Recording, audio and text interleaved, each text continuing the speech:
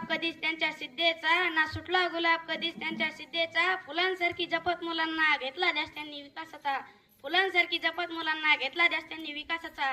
असे आहेत पंडित जवाहरलाल नेहरू, इंग्रजांच्या वाईट राजवटीच्या विरोधात आम्ही उभे राहिलो. आम्हाला गुलाबाची फुले फार आवडतात व त्याचप्रमाणे असणारी ही लहान मुले ही फार आवडतात, ही लहान मुले ही फार आवडतात. देशाचे उज्ज्वल नवे भविष्य ज्याच्या हाती आहे, असे ही लहान मुले यांचा सर्वांगीण विकास व्हावा असे आम्हाला वाटते. आम्हाला याचा ध्यास असायचा.